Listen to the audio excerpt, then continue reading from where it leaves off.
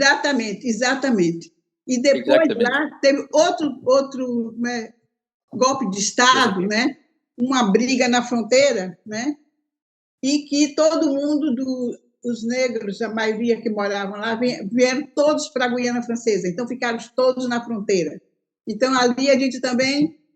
Eu já estava morando na Caiena, mas como não tinha ninguém na fronteira, eu viajava quase todo final de semana para a fronteira para dar continuidade àquelas atividades. E aí, com esse novo golpe de Estado, dificultou muito. Bom, dificultou porque... Bom, como é que diz? Não dificultou, porque aumentou o volume de pessoas do outro lado, do lado de cada França, ficou mais fácil para a gente. Não precisava atravessar o rio para ir para o outro lado, né? Certo. Sim, os Baha'is mesmo eram refugiados lá em Saint-Laurent. Tinha 10 mil, dobrou a população da cidade. O Saint-Laurent era 10 mil na época, 10 mil pessoas veio como refúgio. Era um tipo de guerra entre o Jungle Commando, era para controle do tráfico de droga, de cocaína e tudo isso. Então, é uma coisa que era muito complicado e depois mudou a cidade, mudou bastante. Porque imagina, dobrar a população, por mais que a população fosse pequena, dobrar é dobrar, né? A dificuldade é grande. Mas vocês... Era 3 casos. Mas vocês tiveram outras experiências nessa área de não só de fronteira, mas também de atividades corriqueiras. Quando o Instituto do Rio começou a ser traduzido... Isso foi em 93, eu falei que chegou, 93. Eu estava em Cayena, eu falei com tive um amigo artista, também do Canadá, Eduardo, eu falei, olha, essas lições do Rui Instituto não são traduzidas em idiomas deles, e vai ser difícil para explicar. Então, vamos fazer desenho para cada citação. Então, ele fez a foto daquele gaiola com o pássaro saindo, sabe? E você explicava simplesmente, a imagem dava para se lembrar do conteúdo. Tem várias, fizemos toda uma série de desenhos, compartilhamos com o conselheiro na época, que era do Peter McLaren, que estava em Venezuela. Mas precisa se adaptar. E isso facilitava até para aqueles que eram analfabetos, né? Quer dizer, quem não sabia ler nem escrever também facilitava, porque era através de imagens, né? De ilustrações, né? Teve um episódio seu, que eu lembro que a gente comentou uma vez, a diferença de quando vocês estiveram, acho que em Oiapoque, já no lado brasileiro, e que vocês foram apresentar a fé lá, parece que a prefeita... Como é que foi essa história? Sim. Essa foi com minha esposa e com uma pioneira francesa, que é Sophie Uzel, que era 2, 3, 4, 5, 6 anos sendo professora em Cayena. Ela veio de pioneira mesmo. E, na época, não tinha estrada para São Jorge, para Oiapoque. Então, a gente foi de avião. E, bom, a receptividade da Guiana Francesa para a fé é totalmente diferente do Brasil. A gente foi lá para São Jorge e pedimos autorização ao prefeito, dava a biblioteca para fazer uma exposição sobre a paz. Era o ano da paz. A gente fez uma grande bandeira de paz, bilíngue em francês e português. E uma pessoa veio da Guiana Francesa, uma só pessoa. E eu não sabia se nós estávamos bons em marketing ou honestamente era a desconfiança do povo de São Jorge. Então, nós fomos ao outro lado do rio, outro dia, fomos no Oiapoque. Fomos pedir autorização de novo do prefeito a prefeita municipal da época, ela disse, ok, vou te dar a sala da prefeitura, vou fornecer como eu falo, soda, pequeno biscoito, coisa assim, buffet. O buffet.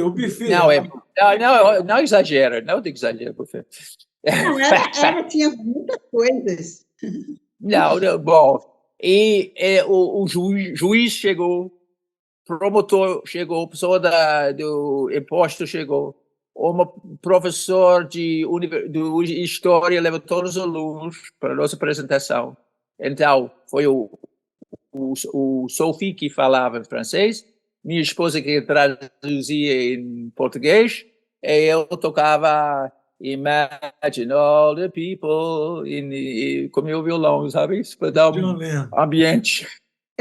Nessa conferência, né, que era o Ano Internacional da Paz, quando nós falamos com a prefeita, ela falou, vocês caíram do céu, porque eu estava na minha programação de fazer essa comemoração, mas não sabia como, nem sabia por onde começar. Então, vocês caíram do céu. Então, ela deu a oportunidade para a gente, convidou o juiz, convidou o promotor, convidou gente do banco, convidou várias escola e tudo, né? E na noite, na conferência, veio todas essas pessoas, a sala ficou cheia. Então, as pessoas importantes da cidade estavam presentes, ela fez a relação, e à noite ainda convidou a gente para ir a um jantar, num restaurante, tudo, fez todo, convidou, e fizemos uma boa amizade, fizemos uma noite bem alegre, com música, né? E ficou até quase meia-noite nessa brincadeira. Foi muito legal, muita receptividade. Escuta, então, eu não sei se me lembro se eu contei sobre o São Jorge, que tinha nossa exposição sobre a paz, aquele ano 1997 ou 96. 96. E tinha fizemos pedido no do prefeito do São Jorge, ele deu a biblioteca para fazer nossa exposição, uma só pessoa veio. Depois nós fomos outro dia para Oiapoque, fizemos o mesmo pedido com a prefeita de Oiapoque. Minha esposa que contou melhor, mesmo ainda, que ela fica tão contente de saber que tinha ela mesma querendo fazer uma celebração ou comemoração sobre o Ano da Paz. Então, ela estava tão contente que eu, com essa proposição para ela, que ela deu a sala da prefeitura para a gente, deu coisa para comer e beber, convidou todos os dignitários da cidade, o prefeito, o juiz, o promotor, pessoas do imposto, uma professor de história que levou todos os alunos da aula dele para a reunião.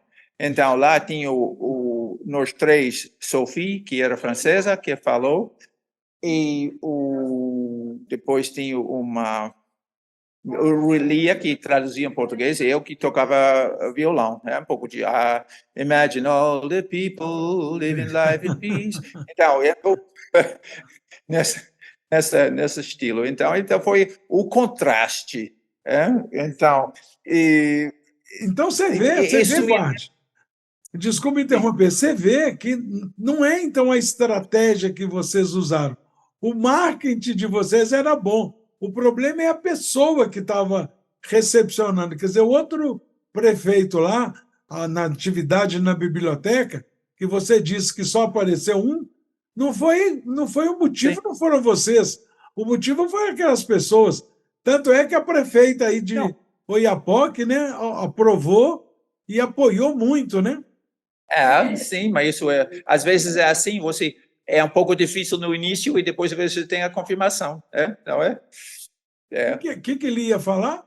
Não, eu ia falar que ela foi muito receptiva. E depois convidou a gente para ir à noite num restaurante lá, e convidou todo mundo, fizemos uma amizade. Depois fomos para a casa do promotor fazer música até tarde da noite, foi muito gostoso. Que legal, que legal. A recepção foi muito boa. Essas atividades são atividades inesquecíveis, né? Mas então foi um contraste enorme entre São José e Oiapoque. Exatamente. São Jorge, sim. São Jorge. Não pode, dia e noite. Não pode trocar o nome do santo, né? Mas então, vocês lembram de alguma outra atividade? Porque essa é a essência do pioneirismo, né? A gente não desistir, ter perseverança, continuar, porque às vezes, como você disse, né, Bart? No início, às vezes, é muito difícil. Olha o casamento seus, o começo de vida de vocês, que dificuldade, que desafios que vocês enfrentaram, né? Mas, graças a Deus, estão aí firmes, casados, com uma família linda, 2 moças, né? Então, vocês lembram de alguma atividade, alguma declaração, sei lá? Tantos, estou fazendo uma triagem no meu Declaração muita. Lia, deixa a Lia falar um pouco, então. Eu vou contar a história. Você se lembra de Kelvin Locke, aquele índio que fazia mágicas com círculos? Lembro. Com bambolê? Lembro. Então, ele veio para fazer uma atividade na Guiana Francesa, né? Uhum. E eu fui preparar tudo, fui procurar rádio para poder ele fazer entrevista, fui procurar lugar para ele fazer o espetáculo dele à noite, né? E, bom, uma mobilização. Então, na realidade, só tinha mais ou menos como pioneiro mais ativo na Guiana, era eu e o Bart, então era a gente que tinha que fazer mesmo, né? Então, aí nós tivemos, quando a gente foi para a rádio, e ele começou a falar na rádio, né? Aí um jornalista perguntou: você está fazendo isso para uma atividade artística ou para você ensinar a sua religião? Aí ele falou assim: eu estou aqui para os dois, para ensinar minha religião e também para fazer a minha atividade artística, né? Aí eu cheguei e falei assim, fiz a propaganda, né? Que ele estaria à noite na Praça Paulista, porque eu já tinha pedido à prefeitura, né, o local para poder fazer a atividade, que lá tudo é muito, ele tem que pedir tudo antecedência, com papel, com tudo assinadinho, blá, blá, blá, e tudo, né? Aí a prefeitura me deu o local, que é uma praça principal da cidade, né? E era noite de carnaval. Ave Maria. A gente estava fazendo concorrência com o carnaval. E o carnaval fica perto desse lugar também. O carnaval passa junto ali, né? Tudo no lugar. Aí o prefeito também me autorizou a cerca, para cercar aquelas coisas de metal, né? Para cercar o espaço, tudo, né? Sim. Aí eu fui lá buscar com o caminhão, arrumamos tudo bonitinho. Aí daqui a pouco chega um cara de um clube de carnaval, chega lá e pega nossa cerca. Ah, meu Deus. Sim. Aí eu falei assim, eu disse, você não pode pegar isso aí, não, porque eu pedi autorização da prefeitura, a prefeitura me cedeu isso, você não tem direito de pegar para levar para o seu clube, né? Aí ele, não, ele continuou pegando. Eu disse, tudo bem, você vai continuar pegando, eu vou chamar a polícia. Aí ele fez, pode chamar. Aí eu fui na polícia, a polícia era bem pertinho, a pessoa andando, chegar no comissário de polícia, né? Uhum. Aí chamei a polícia, falei, expliquei, mostrei o papel de autorização que eu tinha para fazer espetáculo e também do material que a prefeitura me cedeu, né? Sim. Aí sorte que era uma mulher. Aí ela veio comigo, chegou lá, brigou lá com o cara, agora você vai pegar tudo que está no seu caminhão e você vai botar aí. Aí ele pegou, tirou tudo e jogou lá. Aí eu falei, não, você vai arrumar tudo bonitinho, como você achou. Como aí você o cara tirou. todo pesado. Hein? Como você tirou de lá, né? O quê? Arrumar como você tirou. Bota do jeito que está. Aí ele arrumou tudo bonitinho, ficou. Aí começou a chover na hora que estava arrumando tudo, né? Ah, meu Deus. Chuva forte, eu digo, agora não vai ter mais atividade nenhuma, porque com essa chuva, né? Mas a gente tinha marcado um horário que ia ser 7 horas, né? Então essa chuva estava antes das 7. quando chegou exatamente no horário que Kelvin Locke estava chegando, tudo, né? A chuva parou, o céu ficou claro, não teve mais chuva, ficou tudo bonitinho, e todo mundo que estava no carnaval veio para assistir o espetáculo. Que coisa, né? Foi, gente, então ficou tudo cheio, todo mundo olhando o espetáculo do Kelvin Locke, foi maravilhoso. Depois ele fez uma pequena palestra sobre o que ele estava fazendo ali, tudo foi muito lindo. Eu amo essa história, porque... Verdade. É emocionante. É muito linda mesmo. Eu estou me lembrando do outro projeto que a gente fez, que foi muito, muito engraçado. Mas antes de você contar, Bart, só um pequeno comentário, porque às vezes isso que Lia acabou de relatar, que vocês passaram, isso acontece em outras comunidades, com outros pioneiros, que às vezes é aquilo que a gente lê em Palavras Ocultas, né? Baha'u'lláh fala que as dificuldades, as provações, exteriormente é fogo e vingança, mas interiormente é luz e misericórdia. Então, eu acho que essa é a visão do pioneiro. A gente tem que ficar atento que, mesmo alguma coisa acontecendo que parece catastrófica, parece muito negativa, de repente vira e muda uma coisa. Olha, quando Lia começou a contar que Kevin Locke ia fazer uma apresentação na praça pública, e dia de carnaval, falei, pronto, esvaziou, vai todo mundo para o carnaval. Mas o que Barroco estava preparando era que o público do carnaval era o público que ia assistir o Kevin Locke. Então, é assim, incrível, né? Foi maravilhoso. Maravilha. Mas desculpa, Bard, você ia contar Não, eu que interrompi, desculpe. Outro projeto que tinha aqui em 98 era o Dança Diversidade, o Ateliê Dança Diversidade. Isso é uma coisa do Los Angeles. Eles aprenderam os jovens como dançar diferentes temas. My God, they're making a lot of noise. Estou atrapalhando o barulho lá? Não. Não, está trabalhando. Graças. Não está não. Ainda não. Não está não. Está ótimo. Como se chama? Em Los Angeles? É uma coisa que veio de Los Angeles, nos Estados Unidos, e tinha o Los Angeles. Era para aprender, fazer danças nos temas de racismo, igualdade de mulher e do homem. E você lembra dos outros? O racismo e drogas, problema de drogas. Também, drogas. Então, normalmente, essas danças foram feitas com jovens de 16, 18 anos, 20 anos. Nós estamos fazendo com nossos filhos de 12 anos. O Lia estava com quantos anos, Lia? 10 anos. 10 anos. Lia tinha 10 anos. 10, 11 anos. Mas tinha um grupo muito unido, crioulos, brasileiros, guianeses, e fazendo essas danças. Aí foi comovente, foi muito emoção. E o que aconteceu, uma vez, convidaram a gente a fazer, porque eles tinham t-shirt, t-shirt marcado cocaína, ecstasy, coisas assim nas costas. São as pessoas negras que eram as forças de mal, tudo isso. Então, depois da dança, foi muito bom, dança com música e tudo. Depois da dança, o professor falou, quebrar a cabeça, me deram. Agora eu preciso explicar, porque era escola elementar. Falei, agora eu preciso explicar para crianças o que é ecstasy, o que é cocaína.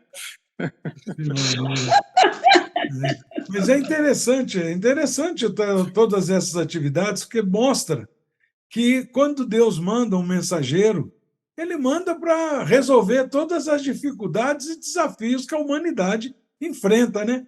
Então, hoje, mostrar para a criança a dificuldade, o perigo que é para a sua saúde mental, para a sua saúde espiritual, é muito grande, né? Nós tínhamos uma convenção Mas não era na capital, a gente não tinha sede na época para fazer convenção na sede, e foi feito em Tony Ground. Tony Ground é 50 quilômetros de Cayena. E tinha era um lugar que dava para fazer convenção. E tinha dois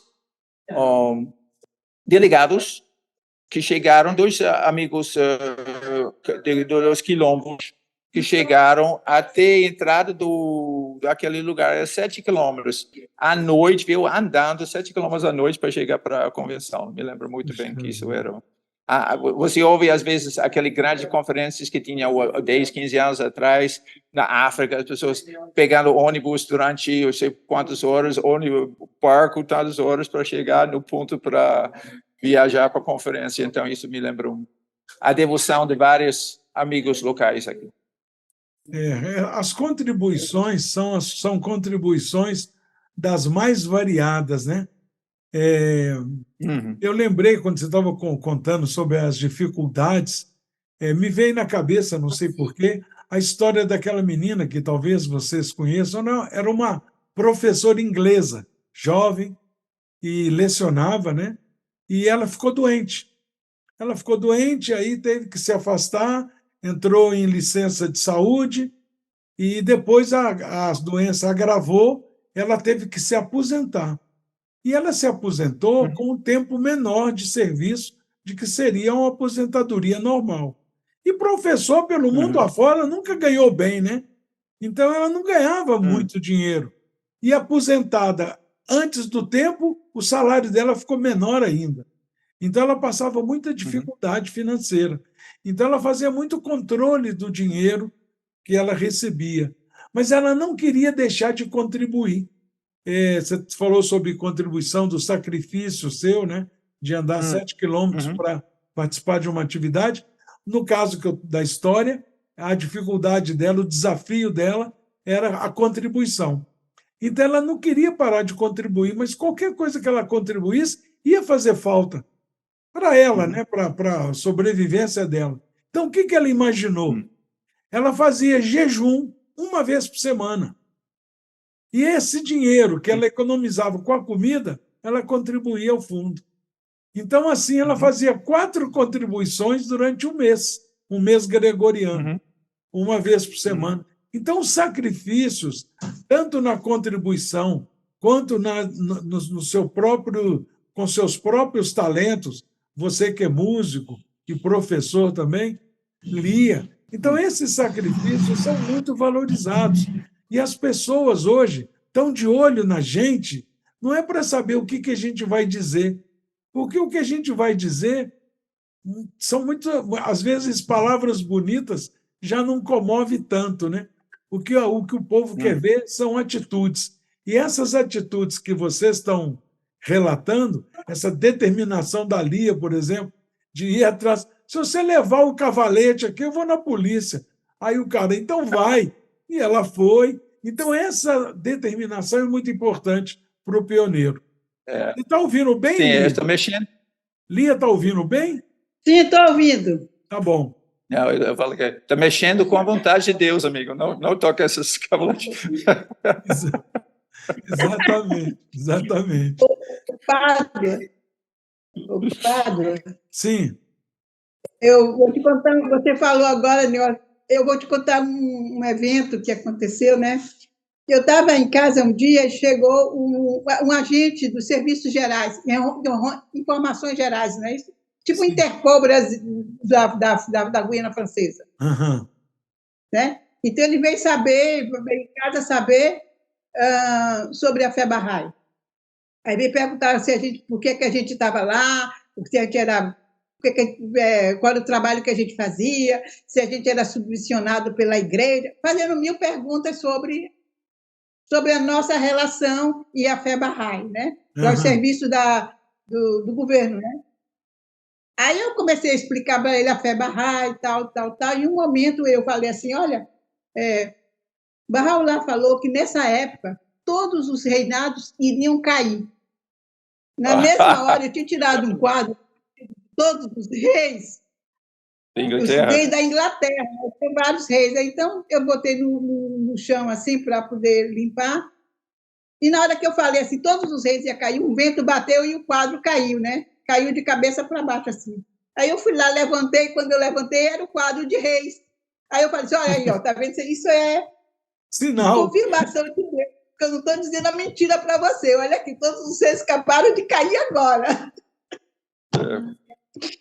Aí ele começou a rir e tal, tive uma conversa muito gostosa sobre a fé. E quando ele saiu, ele disse assim, olha, se um dia, porque nossa profissão, nós não podemos ter religião, mas se um dia eu deixar essa profissão, a religião que eu vou escolher é a Bahá'í. Que legal, que legal. Declarou Bahá'í aí, ele declarou. Declarou Bahá'í. Foi muito simpático e tudo. Eu ofereci cafezinho, chá, ele tomou chá. Foi uma conversa muito agradável. Isso era na época da ditadura, na época do regime militar aí? Não, isso foi na França, foi na Guiana Francesa. Eles sempre fazem isso. Não, entendo, é normal, não era por causa da Revolução, não, né? Não. Eles sempre estão procurando saber quem é quem, o que é que está fazendo aqui, o que é que vocês... Porque nós falávamos muito da fé Bahá'í, entendeu? Esse Sim. grupo mesmo que nós fizemos, né, do Step Dance, né? Sim. Fomos convidados em vários eventos. Nós fomos para as festas dos militares dançar, nós fomos para a Rosa Cruz dançar, nós fomos dançar na igreja dançar. Então, e sempre a gente falava da fé Bahá'í. Então, acho que o fato da gente fazer tanta atividade Bahá'í chamou a atenção do governo, sabe? Isso mesmo. Aqui em Mogi Guaçu também teve um grupo de step dance também. Fizeram muito sucesso essa atividade. Você me lembrou uma história que aconteceu comigo. Você lembra do Wilson Brígido? Um Bahá'í, ele está em Portugal já há muitos anos. Nós estávamos em Teresina, fazendo atividade Bahá'í lá, e a gente queria divulgar, tinha reunião de jovens toda semana na sede local, e a gente queria divulgar na televisão. Aí nós fomos na televisão, na Rede Globo local lá, para pedir para anunciar, divulgar o horário, o dia das reuniões de jovens.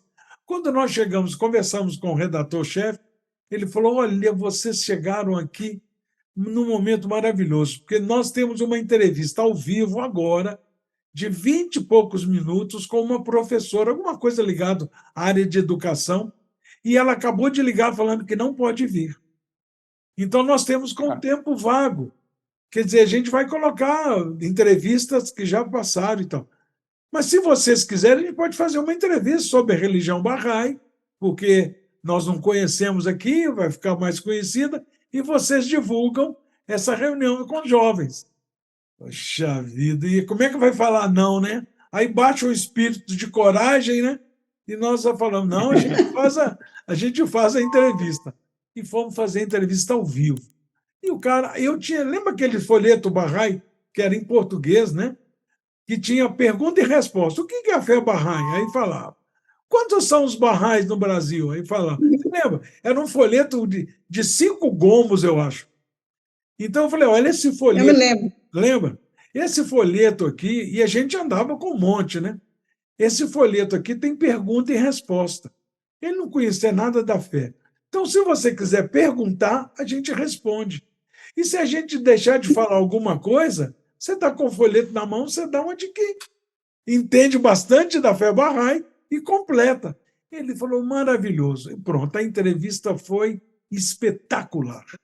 Quando chega no finalzinho, já 20 e poucos minutos lá, o repórter fala assim, olha, muito obrigado, te quero agradecer a presença de vocês, está divulgando, nem repetiu o endereço da sede Bahá'í de Teresina, mas eu queria fazer uma última pergunta. Eu li no jornal, eu não posso dizer a fonte, quem é que escreveu, como é que obtiveram essas informações, mas no artigo no Jornal do Rio de Janeiro, dizia que essas reuniões de jovens que vocês fazem são verdadeiras lavagens cerebrais. O que vocês têm a dizer? Olha, eu gelei, mas nem tremi, entendeu? Eu simplesmente disse para ele assim, olha, como o senhor não pode dizer a fonte, quem é que deu essa informação, eu posso garantir para o senhor que é mentira. Isso não é verdade. E naquela época, tinha aqueles meninos de Deus lá de Petrópolis, Reverendo Moon, tinha um monte de coisa maluca assim, né? Os hippies, né? Aí muita maconha solta, enfim. Aí eu falei, isso é mentira, mas o senhor nos deu uma oportunidade. Eu queria agora convidar a Polícia Federal, convidar o delegado de polícia, convidar as autoridades aqui de Teresina para ir nessas reuniões de jovens que nós promovemos lá na sede Bahá'í. Porque aí vocês vão ver com os próprios olhos, vão ouvir com os próprios ouvidos e vão ter uma compreensão com a compreensão de vocês, não o que alguém disse. Ele falou, muito obrigado. Então, Antônio de Pádua, Wilson Brígido, muito obrigado. Encerrou. Quando ele encerrou, nós corremos nele. Falei, eu não me lembro, acho que era Afonso o nome do cara. Falei, que jornal é esse? Agora você pode falar. Falei, não tem jornal nenhum, não, rapaz. Eu inventei, porque a entrevista foi maravilhosa. Eu queria terminar a entrevista com chave de ouro. A gente queria enforcar o homem. A gente queria enforcar o cara. Terminar a entrevista com chave de ouro? Pelo amor de Deus. Naquele momento, porque Jefferson já morava em São Luís. E eles estavam numa festa de 19 dias e bateu na porta do apartamento deles a Polícia Federal. Porque alguém tinha falado que aquelas reuniões lá só tinha droga. Então a polícia baixou lá, porque era uma religião que veio do Oriente e não sei o quê. Eles devem imaginar, né, que tinha um monte de terrorista lá. Mas, olha, a gente realmente passa algumas situações incríveis, né? Não é? Você ia falar alguma coisa?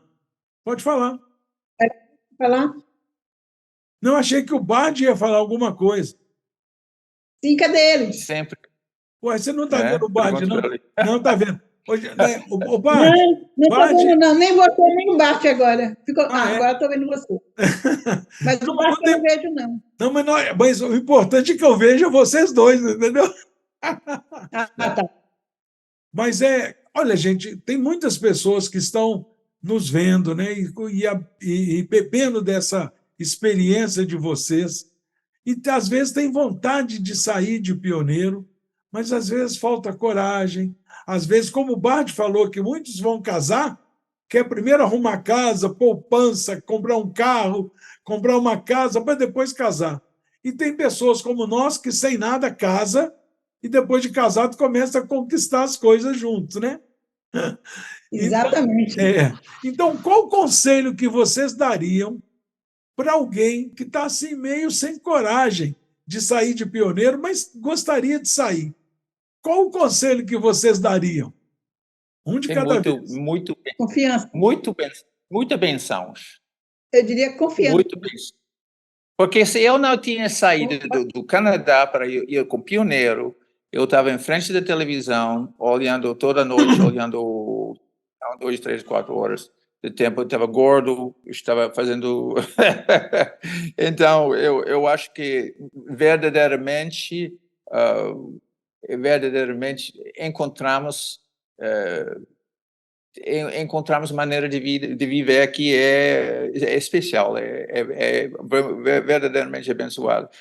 É preciso ficar aberto. Agora temos tanto, como se chama, apoio com as instituições, com o trabalho de instituto, de RUI, com os membros do corpo auxiliar, com os instrutores viajantes, tudo. Então, quando o pioneiro sai, ele tem muito apoio. Eu acho que isso também é uma coisa que dá coragem para se levantar.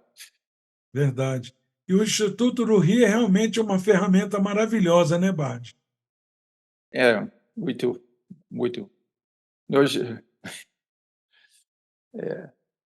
Lia, e o que você diria? Sobre o Instituto RUI? Eu ia falar rapidinho. Pode falar, por favor. Eu sou tradutor, faço 5 idiomas. Eu me lembro, eu fui estudar o livro. Minhas está despedindo, tchau, bye bye. Meu Jean, eu fiz o livro, a primeira vez que a gente fez o livro foi lá no Suriname, em inglês. E depois fizemos outros livros em francês na Guiana Francesa, depois eu fiz o livro 4 no holandês, no Suriname, depois fizemos o livro 5 no Brasil, com Lizzie Fanchecos, lá qual é o nome do lugar? Fazendo Contos. E toda vez fazendo, eu fiz um estudo em Saramacca, idioma do Suriname, sobre como ser instrutor, como ser tutor. Então, não tinha tantos recursos na própria Guiana Francesa, sempre fomos procurar em outros cantos e aproveitar das atividades para se desenvolver, para avançar na sequência. É realmente uma ferramenta maravilhosa. Nós todos somos aqui da época que o Instituto do Rio era uns folhetinhos de papel jornal, né? E que a gente tinha grandes dificuldades. Eu lembro, nós na Bahia, né, Lia? A gente fazia muito ensino e tinha muita declaração. E na Colômbia, nós éramos bons em expansão. E na Colômbia eram bons em consolidação. Então, aí nós começamos a trocar figurinha, como diz na gíria popular, né? A gente começou a ir para a Colômbia para aprender como é que funciona todo esse processo de consolidação, e eles começavam a visitar a Bahia, visitar o Brasil, para ver como é que funciona a expansão, né? Mas eu tinha perguntado, Lia, sobre o conselho que você daria para esses amigos que gostariam de sair de pioneiro, mas não tem muita coragem, às vezes acha que tem que ter muita preparação, tem que ter muita condição. O que você aconselharia? Olha, é confiança, para mim é confiança, sabe? O Pádua, eu me lembro quando, não sei, você estava junto comigo, lá no Amazonas, né? Sim. Foi o meu primeiro posto de pioneiro, né? Boa Vista. Lá na Fonte Boa. Fonte Boa. Fonte Boa, depois você conta um pouquinho de Fonte Boa. Estava Lia, seu Salomão Zaguri, que era um barrai da fronteira com a Colômbia, lá em Tabatinga, e eu. Nós passamos um perrengue, né? Depois você conta esse pedacinho da sua vida. Mas, sim. Não, então é isso que eu quero dizer. No momento que teve tanta declaração, né, e depois teve uma perseguição da fé lá em Fonte Boa, mas os outros que estavam lá nessa conferência tinham que ir para Tabatinga e não queria deixar ninguém ali sozinho na cidade, né? Ou não queria deixar a comunidade nova, né, sozinha. Sim. Então ficamos discutindo quem fica, quem não fica, quem vai, quem não vai. Aí eu falei assim, não tem problema, eu vou ficar. E eu vou ficar sozinha. Eu estava sozinha para ficar. Aí eu disse, bom, Deus vai me ajudar e tudo vai dar certo. E aí eu estou lá me despedindo, dando bye-bye para o pessoal do barco que vai descendo o rio. Aí daqui a pouco o barco para e volta o barco voltando. Eu fiquei, o que é que está acontecendo? Por que estão voltando? Aí eu disse, bom, vieram me buscar, ficaram com medo de me largar aqui sozinha, vieram me buscar. Aí quando daqui a pouco chega seu Salomão, com a malinha dele ainda aberta, que ele não deu tempo nem de fechar. Eu prometi a Aruia Hanum, quando ela ia subir no avião, que eu não ia deixar nenhum barrar em dificuldade, então eu vou ficar com você, minha filha.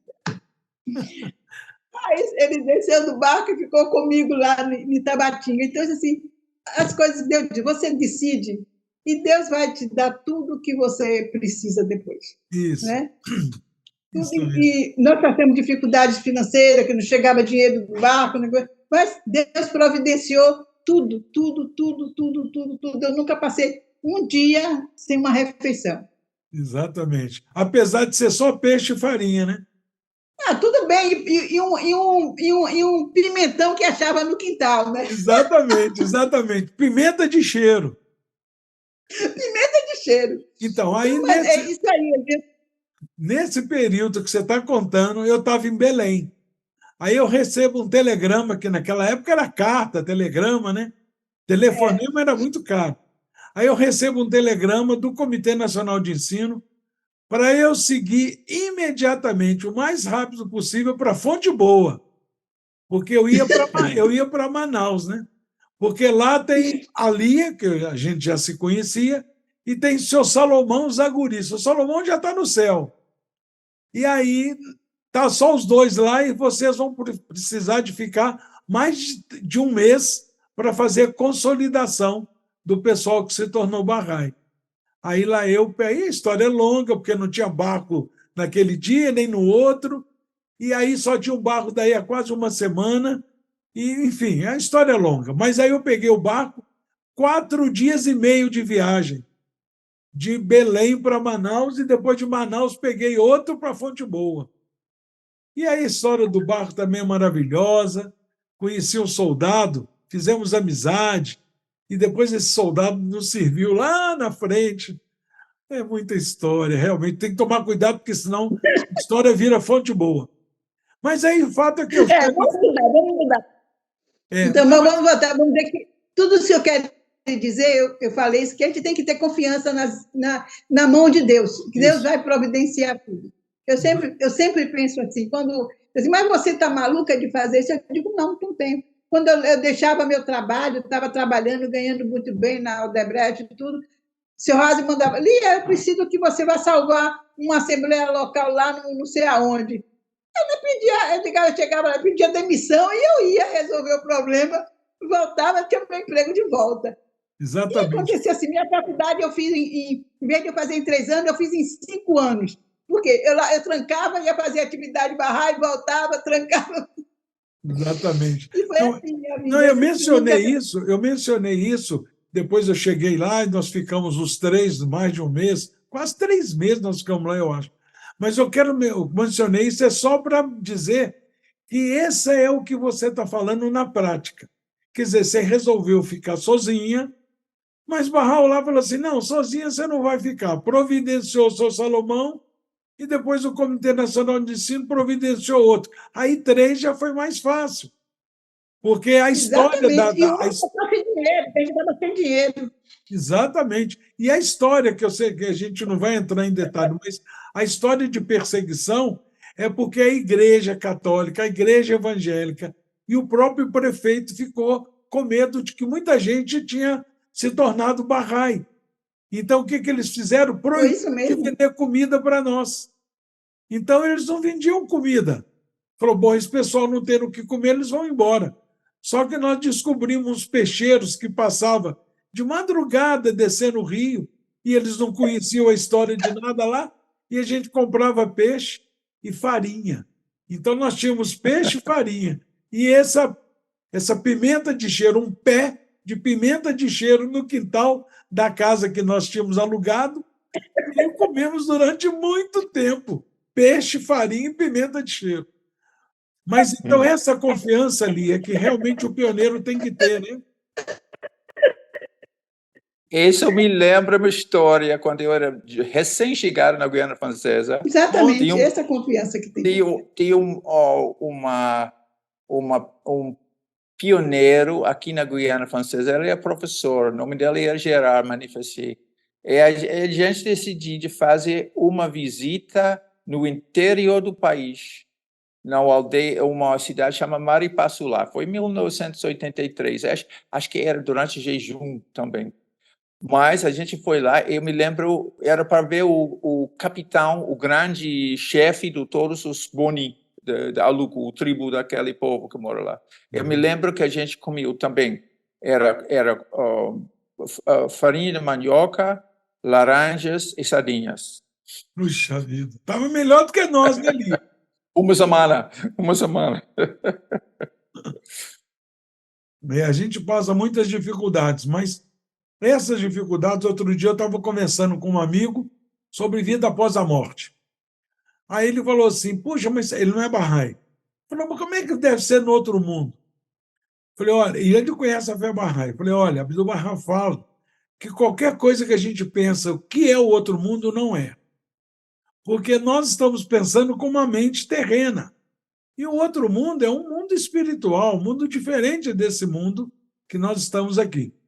Mas uma coisa que ele fala, que Abdu'l-Bahá fala, é que o que nós vamos conversar, nós vamos, aqueles que nós nos amamos, nos conhecemos nesse mundo, a gente vai ter contato outra vez. Só que a conversa que nós teremos entre nós serão aquilo que nós passamos no caminho de Deus. Aí ele falou assim, nossa, eu estou ferrado, porque eu não faço nada no caminho de Deus. Eu falei, então começa a fazer, porque senão você não vai ter papo para conversar no outro mundo.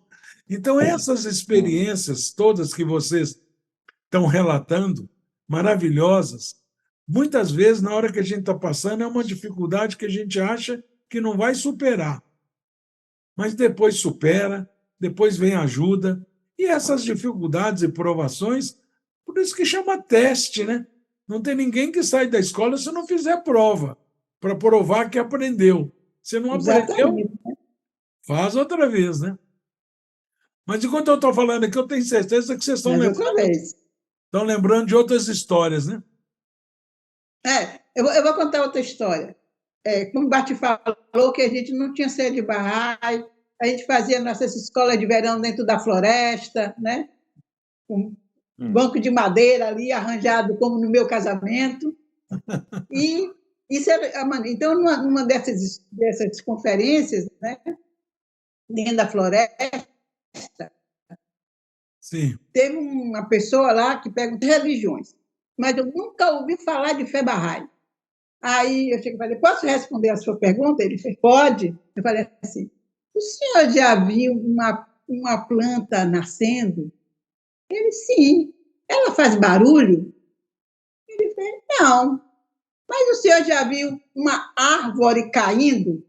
Ele fez, na hora que eu falo uma árvore caindo, uma árvore gigante caiu de verdade na floresta e fez um barulho terrível. Aí eu peguei... Aí eu falei, está vendo? Isso aí quer dizer, as velhas religiões, quando estão caindo, elas fazem muito barulho. Mas nossa fé Bahá'í está nascendo, ela é um brotinho, por isso ela não faz barulho e ninguém sabe. Muito legal, muito legal. Mas Deus derruba a árvore na mesma hora para confirmar o que eu estou falando. Que coisa, né? Que coisa. É incrível. Nós estamos nesse episódio com vocês.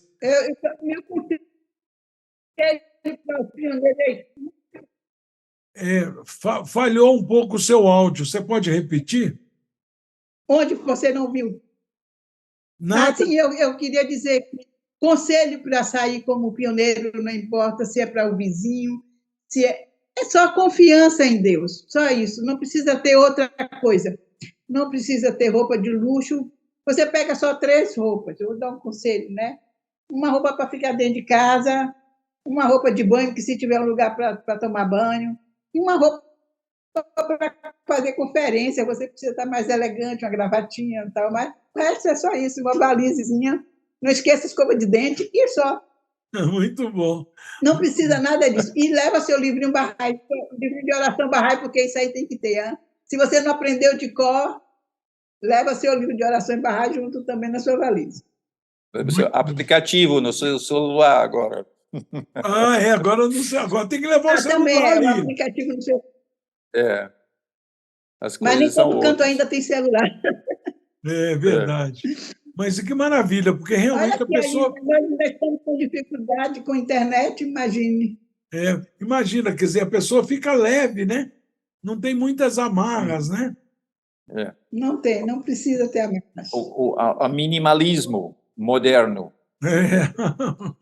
Eu lembro que um filósofo, eu lembro sobre essa questão de desprendimento, de confiança em Deus e tal, era o assunto que eu estava lendo. Esse filósofo falou uma coisa muito interessante, porque questionaram ele sobre o que é de fato confiança em Deus, na opinião dele.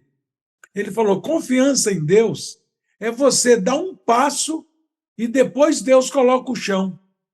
É bem isso. Então, quer dizer, não tem nem chão, o cara vai, porque sabe que Deus vai providenciar o chão. Lia ficou sozinha em Fonte Boa, porque no fundo o coração dela sabia que alguém ia ajudar ela a ficar junto com ela. Tinha uma família lá Dona Leonora, lembra? Sim, a mãe de... Como é o nome dele? Esqueci agora, Pedro, né? Pedro Francisco. Mas o fato é que Francisco, acho que era Francisco. essa família ficou firme, né? Muito firme. É. E eu tenho uma história para contar dessa família. Quando eu estava sozinha lá, né, com o seu Salomão, e nós não tínhamos dinheiro, né? Eu já estava quase sem comer mesmo, né? Então, passei saindo, eu fui fazer orações na casa de uma pessoa, uma oração matinal, e quando voltando, eu senti um cheirinho de café. Eu falei para ela assim, não, ai, que cheiro gostoso de café. Ela estava torrando café. Aí ela falou, você gosta de café? Eu disse, gosto. Aí ela fez, depois que torrar, eu vou mandar o Francisco levar para você. Aí, quando chega o Francisco com uma bandeja, com café, com aipim, com batata, como se uma refeição completa. Aí eu pensei, que bom, graças a Deus, é só hoje, né? Mas quando foi no outro dia, vem ele de novo com a bandejinha trazendo café com tudo. Eu disse aí, Deus providencia tudo, até meu café da manhã ele trouxe. Pois é. Porque às vezes ele tira para a gente ver, para que ele veja qual é o nosso comportamento, né? E muitas vezes esses Exatamente. comportamentos, essas dificuldades, essas provações, exatamente acontecem para nos fortalecer, né? Ninguém gosta de sofrer, né? Mas se não for através do sofrimento, realmente a gente não vai amadurecer. Quantos sacrifícios a gente às vezes faz na vida para conquistar uma coisa maior, né? Eu vou te falar, e você tocou um bom assunto aí. Tu sabe, quando a gente casou, eu morava num pequeno barraco, né? Que não tinha nada do lado do cemitério, né? Sim. Aí construíram o prédio mais bonito de Caiena, com elevador panorâmico e tudo isso, né? Então, o Bart vinha um dia andando, aí o rapaz pensou, Bart, qual é o seu sonho? Ele falou, meu sonho é botar meu escritório, minha escola de inglês aqui nesse prédio. O prédio ainda estava vazio. Acho que tinha 2 moradores, coisa assim, né? Aí, quando nós estávamos em casa, né? E tinha festa todo o tempo atrás do nosso apartamento. Todo final de semana eu não aguentava mais, já estava ficando louca de tanto barulho. Aí, uma vez, Bart viajou e eu fiquei sozinha, né? Aí eu disse, não, eu não aguento mais. Aí fizeram festa lá, eu peguei o rádio de Bart bem grandão, botei na janela e botei em todo volume. Aí todos os vizinhos acordaram, a polícia chegou, eu peguei o rádio, escondi, apaguei todas as luzes e fiquei quietinha, né? A polícia entrou, apagou tudo lá, tirou todo mundo e foi embora, né? Aí quando o Bart chegou, eu disse assim, Bart, eu não fico mais nesse apartamento aqui, nem mais um dia. Eu vou sair daqui, nem que seja para morar não sei aonde. O primeiro lugar que eu vejo, aluga-se, eu vou alugar. Aí ele fez, poxa, você está maluca? Eu digo, não estou maluca não, vou sair mesmo. Aí fui levar as crianças para a escola, na volta, aí eu olho nesse prédio bonitão, né? Aluga-se. Eu digo, é aqui que eu vou morar, é aqui mesmo. Aí cheguei em casa, pode ligar aqui para esse telefone aqui. Ele, o que é? É um lugar para alugar. Eu não ia dizer, porque senão ele não ia alugar, né? Não ia nem ligar, né? Um negócio bem caro. Aí ele disse, não, eu não vou ligar aí, por favor, rapaz. Aí ele ligou, né? A mulher marcou um local para ele ir. Aí a gente foi, né? Chegou lá, olhou, bate. Bom, estava pensando em vir aqui mesmo, mas eu não tenho condição de pagar esse aluguel, não. Ela fez, o que você pensa que é o aluguel? Aí, quando ela falou, era exatamente o aluguel que a gente estava pagando da casa e do escritório de Bart embaixo. Era quase o mesmo valor, porque como ninguém estava conseguindo alugar, porque era tão caro, eles baixaram o preço pela metade. Ai, que coisa, hein? Aí a gente alugou o terraço, o mais bonito, o maior de todo do apartamento, a gente alugou. Aí Deus do barraco e foi para o melhor prédio da cidade. Muito bom. Quer dizer, também não era barraco ainda, já, naquele período já era uma casa melhor, né? Porque tinha 2 andares. Não, eu estou dizendo a diferença quando a gente chegou de pioneiro e quando a gente terminou, né? Incrível. É isso que eu quero dizer, né? Saímos do barraco e fomos para o prédio mais bonito da cidade. Pois é, que E coisa, aí o sonho do Bart foi realizado. São histórias assim inacreditáveis, né? Que se não, às vezes se não passasse com a gente ou com pessoas que a gente conhece, a gente falava, isso não é possível, né? E tem tantas histórias, tantas, que é isso que você e Bart falaram. Tantas. O que precisa do sujeito, da mulher, do homem, servir a Deus, sair como pioneiro, no caso, nós, como Barrais, é realmente confiança. Porque a coragem começa a surgir na medida que a gente começa a ver que a gente não está só. Eu lembro que um Bahá'í falou uma vez comigo, tinha recém-declarado, declarei em 73, ele falou assim, o que Bahá'u'lláh escreveu? Eu tinha comentado com ele um texto bonito que eu tinha lido de Bahá'u'lláh, aí ele falou assim, olha, Bahá'u'lláh não escreveu só textos bonitos, não. Tudo isso que ele escreveu é verdade, porque ele falava que os Bahá'ís, os pioneiros, as pessoas que servem à humanidade através de espalhar os seus ensinamentos, estão cercados de anjos especiais, que estão sempre prontos para servir a essas pessoas que estão servindo a Deus. Eu lembro que Sérgio Couto sempre falava com a gente, vocês estão passando aperto, pede o Bahá'u'lláh, ele é que é o chefe. É problema dele. Vocês estão passando aperto, o Bahá'u'lláh, como é que você deixa eu fazer isso, passar por esse aperto? Ele é o chefe. E é isso mesmo que acontece, né? Coisas assim inacreditáveis. Mas, gente, se a gente continuasse aqui, acho que a gente ficava aqui uma semana conversando, porque histórias maravilhosas de vocês não faltam. Mas, nossa, esse episódio eu quero deixar aqui registrado. Foi talvez um dos episódios mais desafiadores para que a gente pudesse gravar. Porque Lia está, como eu já disse, está na Bahia, Bart está na Guiana Francesa e eu estou aqui em Mojimirim, em São Paulo, perto do Sultaniê. Cada um de nós está num canto. Cada um de nós aqui, nessa região, nós estamos com um clima completamente diferente de Bart, completamente diferente de Lia. Num tem chuva, no outro não tem chuva, num tem calor, no outro tem frio. Ontem, conversando com amigos no Chile, estava lá 10 graus. No outro lugar, estava 43. Então, quer dizer, é uma loucura. Então, essa gravação desse episódio, dessa nossa 5ª temporada, foi um grande desafio. Então, muitas vezes, a gente vai ver a imagem, às vezes, travada, às vezes sai o áudio, não sai a imagem, às vezes sai a imagem, depois vem o áudio. O Bard está naquele local da amiga lá, ligado a uma espécie de shopping, né, Bard? É um shopping mesmo. Oi? No shopping onde tem o meu indiano. escrito.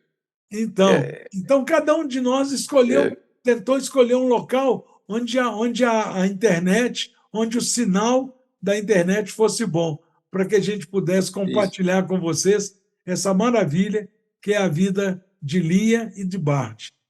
Então, no início desse nosso episódio, nós falamos que aqui, nesse Uma Graça de Podcast, nós não apresentamos os convidados, são os convidados que se apresentam. Nós também não despedimos dos convidados. Primeiro que vocês moram no meu coração, então não vão sair. E segundo que quem despede são os próprios convidados. Então, as palavras finais são de vocês. Nós só queremos aqui deixar também gravado que, por favor, divulguem esse programa de ensino que nós denominamos Uma Graça de Podcast, porque é uma graça em 2 sentidos. É uma graça porque é uma graça de Deus a gente ter a oportunidade, como o Bart está lá elegante, bonito, e não está gordo de ficar na frente da televisão sem fazer nada. Então, esse é uma graça. E é uma graça porque tem muita coisa de fato engraçada na vida de cada pioneiro. Às vezes passamos por dificuldades tão estranhas que depois que passa a gente começa a achar graça. Então, nós denominamos esse programa de Uma Graça de Podcast. E, de fato, é uma graça. Então, pedimos que compartilhem, dê o joinha, se inscrevam no canal. Vamos agradecer a todos que colaboraram também financeiramente. Muitos amigos se ofereceram, ligavam para a gente, falavam, olha, eu sei que isso aí custa dinheiro, eu queria fazer alguma doação, alguma contribuição. E nós, de vez em quando, estamos, quer dizer, toda semana, a gente está divulgando as metas que nós precisamos de alcançar para que possamos gravar essas temporadas. E está dando muito certo, e a gente quer agradecer a todos vocês que colaboraram das maneiras mais variadas possíveis, né? Então, Lia e Bart, um beijo bem grande no coração de vocês e as palavras finais são suas. Fiquem à vontade para despedir desse pessoal e encorajar esse povo a servir a Deus através do pioneirismo. Bom, Lia? Primeiro as damas, Lia.